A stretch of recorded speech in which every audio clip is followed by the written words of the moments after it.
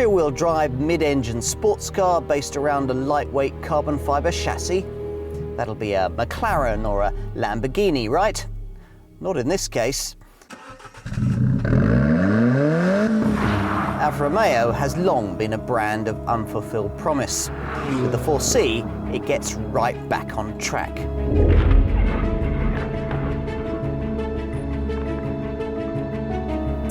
It's 30 years since we've seen a real Alfa Romeo for real people. Now, the wait's over. Welcome to the 4C. It's the car that will spearhead this brand's global revival, not in terms of sales, but significance. From being a manufacturer with a model range smaller than Ferrari, Alfa is being transformed with new sports saloons and SUVs on the way for global buyers whose interest in this Milanese marque needs to be reawakened. It's this 4C's job to do just that, relaunching its maker into the States and offering the world an Alfa with the soul of a supercar. At a stroke, it returns us to the days of the company's classic models. The stylists talk of the Scaglione-designed Alfa 33 Stradale Coupe of 1967. For the engineers, the direct descendant is Pininfarina's Alfa Spider of 1966, rear-driven of course, like this 4C. Before this car, there hadn't been a rear-driven mainstream Alfa since the 75 Saloon of 1985, the last independently designed model made by the brand before it was acquired by Fiat. For enthusiasts like me, the memories are more modern, with plenty of design cues bringing to mind the car that borrowed the naming convention of Alfa's 6C and 8C sports cars of the 30s and 40s, the numerals designating the number of cylinders their engines used. I'm talking of the short-lived 8C Competizione supercar, launched in 2007 and assembled for this brand by Maserati, the very people who lovingly assembled this, its populist successor. That fact is significant. The decision early on to base this car on an exotic carbon fibre chassis of a kind shared only by an exclusive McLaren 650S supercar would normally mean equally exclusively small production numbers. Yet Alfa is firm in requiring Maserati to hand-build this car for sale in thousands, not in hundreds, and at a price that brings F1 technology to the modern person. This must, in short, be a legendary sports car almost anyone could aspire to. The kind of thing Alfa used to build, and a car we're going to put to the test.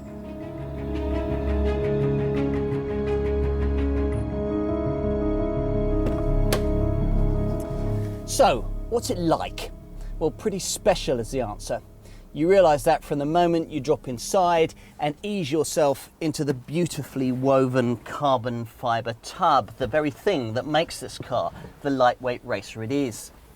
Filled with fluids, the 4C tips the scales at just 925 kilograms, fully 250 kilograms, or the weight of a couple of 20-stone prop forwards, lighter than the supposedly featherweight Lotus Exige. Use this to counter any disappointment that the engine behind is borrowed from an Alfa shopping hatch and offers only 4 cylinders and 240 brake horsepower. Comparably priced rivals deliver more than 300 brake horsepower, but then that's needed to offset the extra weight of their 6-cylinder engines. One thing that you won't have to worry yourself with is a clutch pedal. This car comes in twin clutch sequential 6-speed auto form only. Ferrari will tell you that sports car buyers hardly ever buy stick shift models anymore, so there simply wasn't any point in Alfa developing a manual transmission, no matter how much motoring journalists might want it. As a result, this gearbox has a self-shifting AM mode, but where's the fun in that? So instead, you punch this one button that'll engage first gear and tell the car that you'll take care of the cog swapping duties yourself using the wheel mounted paddle shifters. The experience awaits. Straight away, you're fired off the line with an urgency that's the exclusive preserve of a lightweight, powerful, thoroughbred sports car. If you've raced a single-seater, you'll recognise the feeling immediately. The light throttle and lack of inertia scrolling the horizon towards you on fast forward as you find yourself pinned back, enveloped in sound and frantically grabbing for second with the needle flying round to the 6,500 RPM red line as if spring-loaded. Launch control is standard, but in the dry, it's hardly needed. 62 miles an hour from rest flashing by in a mere 4.5 seconds, provided you've used this DNA driving mode switch on the transmission tunnel to select either the dynamic or the race settings. With these, the throttle response sharpens and the cog changes become 130 millisecond rifle shot quick for your favourite twisting back route home. Rejoin the traffic and you can switch back to the softer, all-weather and natural modes that'll better suit your morning commute. Most four-cylinder turbocharged engines sound as charismatic as a Magimix, but this one has quite the repertoire, with a sharp exhaust bark when you gun the throttle and some dramatic wastegate chatter when you come off the gas. There's 350 Newton meters of torque that runs out at about the 5,500 RPM mark. Still, by then you'll be travelling very fast indeed. On that subject, your answer to "what'll it do, mister?" is 160 miles an hour, which is certainly as fast as you'll probably want to go in this car once you've felt the way that the steering follows every ridge and undulation of the road surface. It's completely unassisted, you see. Yes, just like a Lotus or any proper old school sports car, which means that at really high speed you might initially find the rich detailed feedback a little disconcerting, the front end writhing in your hands and the nose bobbing about like an old Porsche 911. Stick with it though and the 4C will track true. Not that it's a very nice wheel, thick and oddly shaped, and of course without modern electrical assistance, extremely heavy to use during parking manoeuvres that'll be a nightmare if you haven't stumped up for the extra cost rear parking sensors. As for ride quality, well actually it's pretty good. At first glance, an ultra stiff carbon chassis, low profile tyres and suspension that doesn't seem to have a whole lot of travel would seem to be a recipe for getting some loyalty bonuses from your chiropractor. But the 4C is surprisingly supple. This in fact is one of the main things that makes this car so much more of an easier day-to-day drive than a Lotus would be. You don't necessarily have to always leave it in the garage for high days and holidays. Buy this car though and you won't want to do that anyway. The light rigid chassis, the wide track and a low centre of gravity, aided by a McLaren style electronic Q2 limited slip diff, can only add up to truly astonishing road holding and cornering traction. If you've an ounce of petrol flowing through your veins, you'll love it. I'd begun to wonder whether cars like this would ever be made anymore. Alfa still thinks they should be. You can further improve things too if you opt for the desirable racing pack that's fitted to the car that I have here, that adds the rear anti-roll bar, surprisingly left off the standard spec. There's a thicker front anti-roll bar too, plus sports suspension, stickier racing tyres and a more melodious exhaust. What else? Well, I've always thought that one of the true marks of a properly developed performance car is not how fast it goes, but how quickly it stops. The Italian race drivers who daily pounded development versions of this car around Alfa's classic Bolocco test track and got within 15% of the time of an 887 brake horsepower Porsche 918 Spider supercar on the Nürburgring Nordschleife clearly thought so too. So the Brembo brakes are reassuringly overspecified for the amount of weight they have to handle, hauling the car to a standstill from 62 miles an hour in just 35 meters. For reference, the highway code reckons you need more than 55 meters for that maneuver. So that's a whole stack load of positives. What about the negatives? Well, there aren't really that many. Just about the biggest caveat I'd identify is the fact that the 4C doesn't really have a relaxed side to its nature. It's always on and always very loud. even at times you may not want it to be, say at cruising speeds when you're trying unsuccessfully to hear the feeble stereo. The TCT auto gearbox also lacks the usual creep function you'd expect on a self-shifter, so frustratingly you have to constantly prod at the accelerator pedal in stop-start traffic, all of which might prove wearing if you were thinking of this Alfa as a daily driver alternative to something like a Porsche Cayman. But if you're buying one of these as a fun car, you probably won't care about any of that. I must admit, I like the fact that Alfa haven't compromised. They've gone all out, and the 4C experience is one you're not going to forget in a hurry.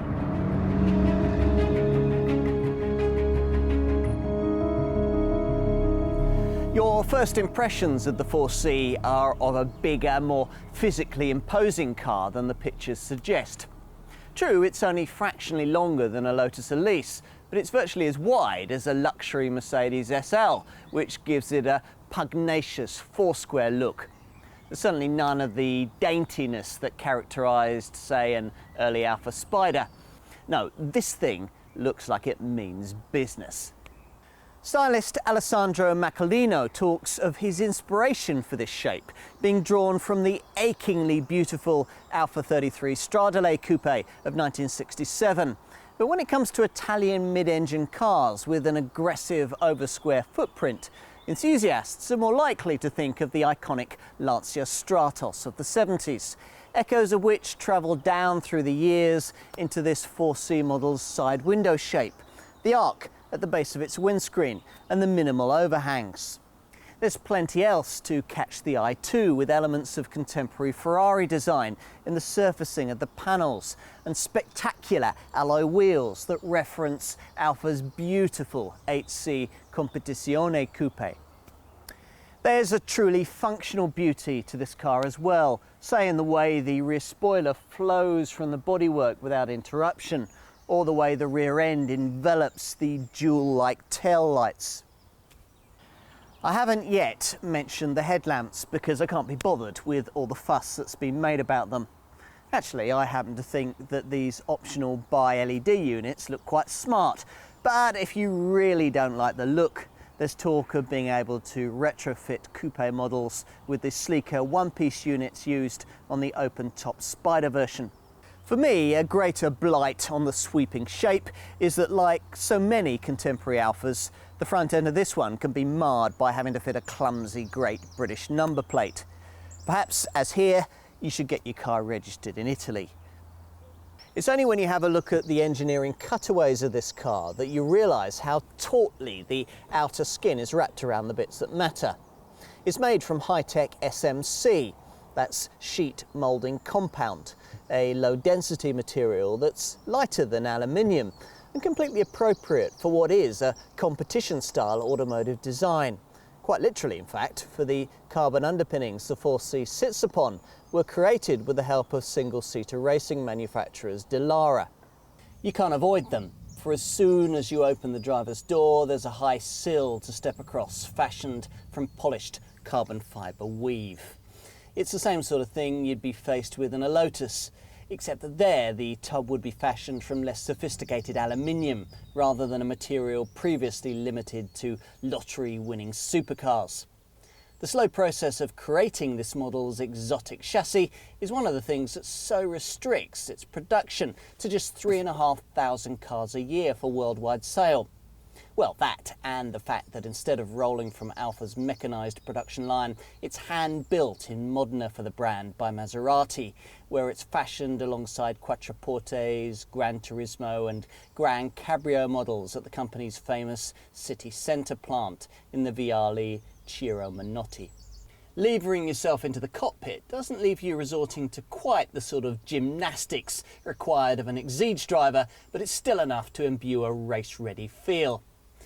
Get your foot in first, then slide down into this beautifully supported bucket seat, then heave your other leg in, and you're greeted with this competition-style cabin dedicated to the pursuit of performance. You even need a seat fitting to properly drive it, with the exact seat height set up for you when you collect the car from your dealer. Unfortunately, that means it can't be adjusted again unless you reach for your spanners, and the passenger seat can't be adjusted at all. Like everything else in this car, it's all a part of weight-saving design, further evidence of which is found with the simple leather pull handles on the doors, the light but durable plastics, and glass reduced in thickness by 15%. Really dedicated folk can even pare back another few pounds by deleting the air conditioning and stereo systems. Don't go expecting the fashionable tactility you'd get from a Porsche or from just about every other sports car you could buy for this price apart from a Lotus. The dash materials are a bit scratchy. There's borrowed Fiat switchgear. The paddle shifters feel thin and plasticky, and it doesn't help that the curiously shaped steering wheel is far from an aesthetic triumph. Alfa's argument, of course, is that dealing with all of these issues would have added back in all that saved weight. But I think you can keep something light and still make it look great. Apple can do it with a MacBook Air. Pinarello can do it with a push bike. Alfa should be able to do it with an interior. They're Italians. They ought to be able to make things look good. What I do like is this in-dash TFT screen, which carries a big electronic tacho surrounded by a digital readout of your speed, gear, temperature, fuel, and that most crucial piece of driving information, the date. Don't ask.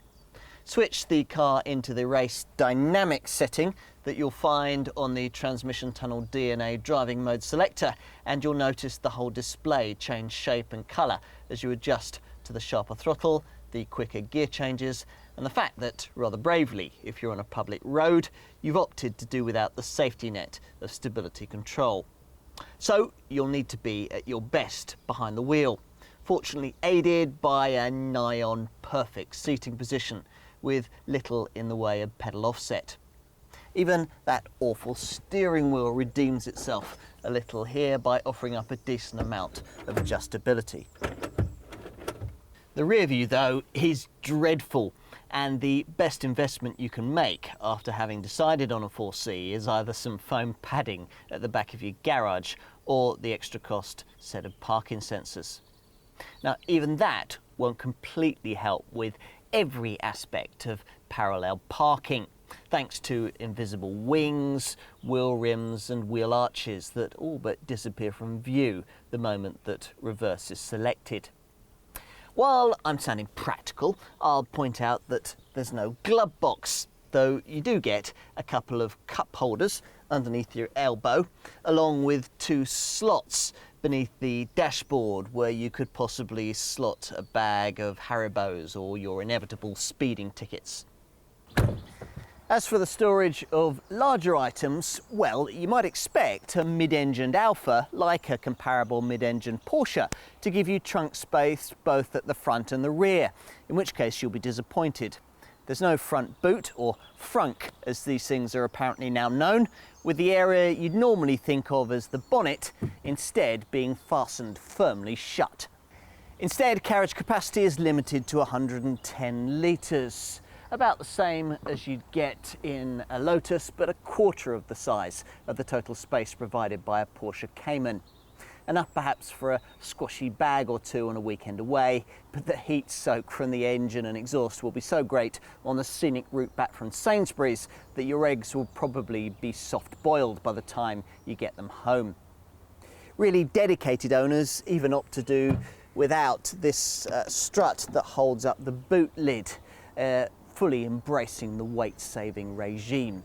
You've got to love that level of fanaticism.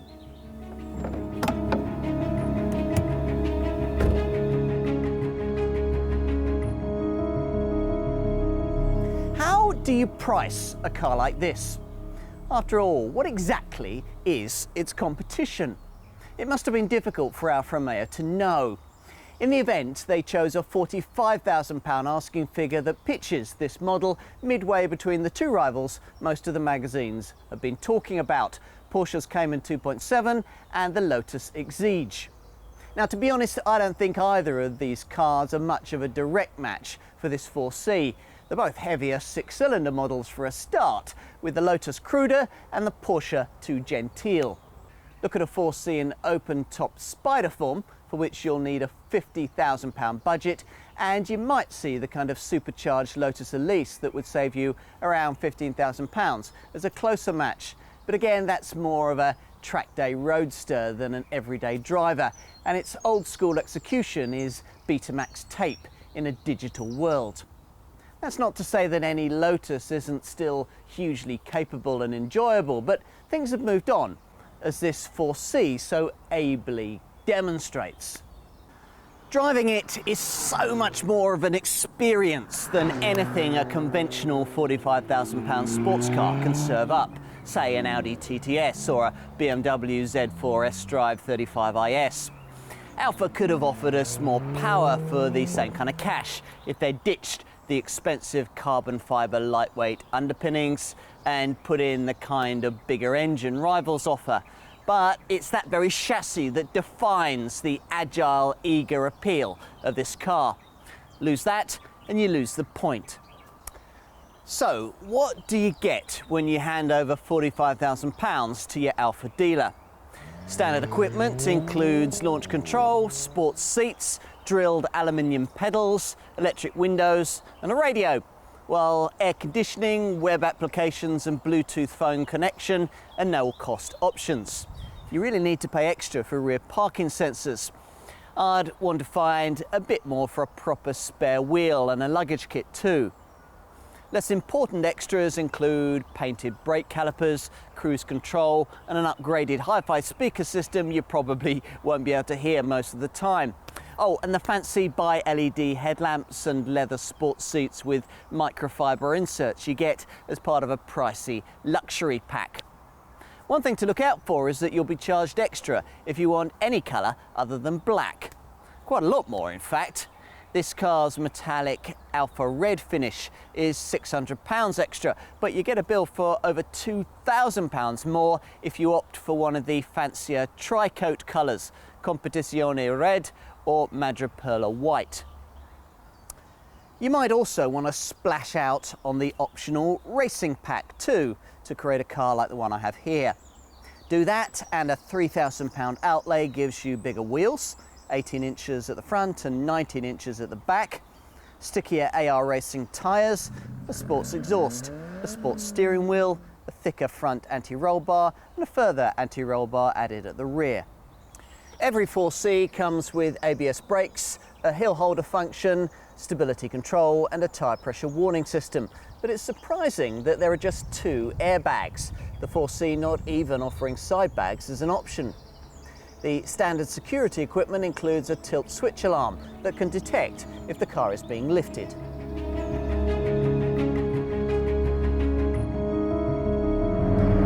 Now, you probably don't buy a car like the Alfa Romeo 4C with cost of ownership figures at the forefront of your mind, but one happy consequence of the modestly sized engine and the dainty curb weight is that everyday running costs are much lower than most cars with this level of performance.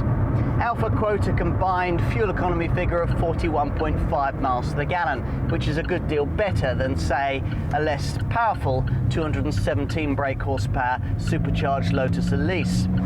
We've given this one quite a good pedaling, and when we refilled it, we were amazed that it had returned slightly better than 30 miles to the gallon. That's quite something for a 160 mile an hour sports car. Emissions are correspondingly low, with 157 grams per kilometre being less than you'd get from some current Mini models. To be specific, a far more feebly powered Mini Roadster JCW can only manage 39.8 miles to the gallon and 165 grams per kilometre. As for more direct rivals, well, a Porsche Cayman 2.7 PDK is about 15% thirstier and dirtier. And as for a Lotus Exige, well, it can't even crack the 30 miles to the gallon barrier, and it belches out 236 grams per kilometre of CO2. All of which explains why this model stacks up on the kind of balance sheet where it'll probably never feature.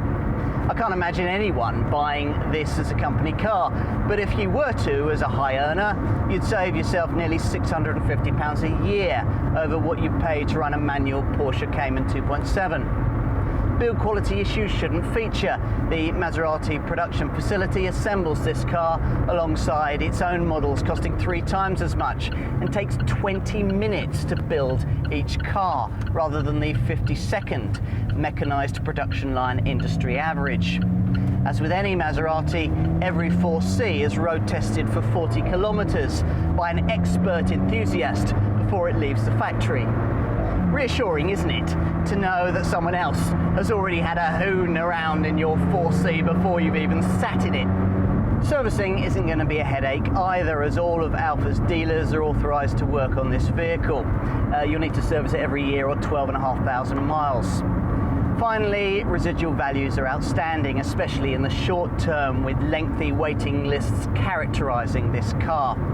In other words, if you do get your hands on a 4C and then decide it's not for you, you're certainly not going to get your fingers burnt.